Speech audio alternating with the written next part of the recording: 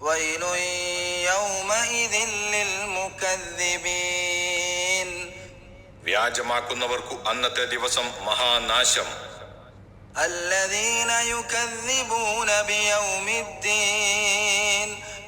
അതായത് പ്രതിഫല നടപടിയുടെ ദിവസത്തെ വ്യാജമാക്കുന്നവർക്ക്. وما يكذب به إلا كل معتد أثيم. മഹാപാപിയായ എല്ലാ അതിരുവിട്ടുവനുമല്ലാതെ അതിനെ വ്യാജമാക്കുകയില്ലതാനും. إذا تتلى عليه آياتنا قال أساطير الأولين. അവന് നമ്മുടെ ആയത്തുകൾ അഥവാ ലക്ഷ്യങ്ങൾ ഓതി കേൾപ്പിക്കപ്പെടുന്നതായാൽ അവൻ പറയും, പൂർവികന്മാരുടെ ഐതിഹ്യങ്ങളാണ് ഇതൊക്കെ എന്ന്. ഈ എല്ലാ കാലത്തും ഈ കാലത്ത് കൂടുതലും അനുഭവത്തിൽ കണ്ടുവരുന്ന ഒരു സമ്പ്രദായമാണിത്.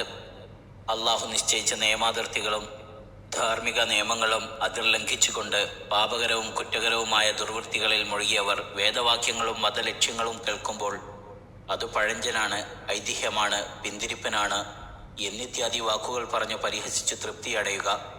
ഇതിനുള്ള കാരണം അടുത്ത വചനത്തിൽ നിന്ന് മനസ്സിലാക്കാം. كلا بل ران على قلوبهم ما كانوا يكسبون. അങ്ങനെയല്ല, പക്ഷേ അവർ പ്രവർത്തിച്ചു സമ്പാദിച്ചു കൊണ്ടിരുന്നത് അവരുടെ ഹൃദയങ്ങളിൽ കറ പിടിച്ചിരിക്കുന്നു. كلا إنهم عن ربهم يومئذ لمحجوبون. വേണ്ട, നിശ്ചയമായും അന്നത്തെ ദിവസം അവർ തങ്ങളുടെ റബ്ബിൽ നിന്നും മറയിടപ്പെടുന്നവരത്രേ. ثم إنهم لصالو الجحيم. പിന്നെ നിശ്ചയമായും അവർ ജ്വലിക്കുന്ന അഗ്നിയിൽ കടന്നു കരിയുന്നവർ തന്നെ. ثم يقال هذا الذي كنتم به تكذبون. പിന്നെ അവരോട് പറയപ്പെടും, ഇതത്രേ നിങ്ങൾ വ്യാജമാക്കിക്കൊണ്ടിരുന്നത്.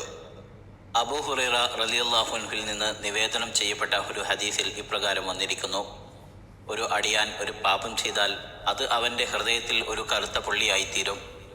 അതിൽ നിന്ന് അവൻ പശ്ചാത്തപിച്ചു മടങ്ങിയാൽ അത് അവൻ്റെ ഹൃദയം തുടച്ച് നന്നാക്കുകയും ചെയ്യും. പാപം വർദ്ധിച്ചാൽ അതും വർദ്ധിക്കും, അഥവാ കറുപ്പും വർദ്ധിക്കും. അതാണ് അള്ളാഹു ഇങ്ങനെ പ്രസ്താവിക്കുന്നതെന്നും പറഞ്ഞുകൊണ്ട് നബി സല്ലല്ലാഹു അലൈഹി വസല്ലം 14-ാം വചനം ഓതുകയുണ്ടായി. പാപങ്ങൾ വർദ്ധിക്കും തോറും ഹൃദയം കറപിടിക്കുകയും അങ്ങനെ അതിലേക്ക് നല്ലതൊന്നും പ്രവേശിക്കാതാവുകയും ചെയ്യുന്നു. പശ്ചാത്താപമാണ് ഈ കറ നീക്കുവാനുള്ള ഏക ഔഷധം എന്നത്രേ ഹദീസിൻ്റെ സാരം. അന്ന് ദുർജനങ്ങൾ തങ്ങളുടെ റബ്ബിൽ നിന്ന് മറയിടപ്പെട്ടവരായിരിക്കുമെന്ന് 15-ാം വചനത്തിൽ പ്രസ്താവിച്ചുവല്ലോ. ഇതിൽ നിന്ന് സജ്ജനങ്ങൾക്ക് അള്ളാഹുവിനെ ദർശിക്കുവാൻ കഴിയുമെന്ന് വ്യക്തമാകുന്നു. ദുർജനങ്ങളോടുള്ള അള്ളാഹുവിൻ്റെ വെറുപ്പും കോപവുമാണ് ആ മഹാഭാഗ്യം അവർക്ക് സിദ്ധിക്കാതിരിക്കുവാൻ കാരണം. സജ്ജനങ്ങൾ അള്ളാഹുവിനെ ദർശിക്കുന്നതിനെപ്പറ്റി സൂറത്ത് ഖിയാമയിലെ 22-ഉം 23-ഉം വചനങ്ങളിൽ വായിച്ചത് ഓർക്കുക. അടുത്ത വചനങ്ങളിൽ സജ്ജനങ്ങളുടെ ഗ്രന്ഥത്തെക്കുറിച്ച് പ്രസ്താവിക്കുന്നു.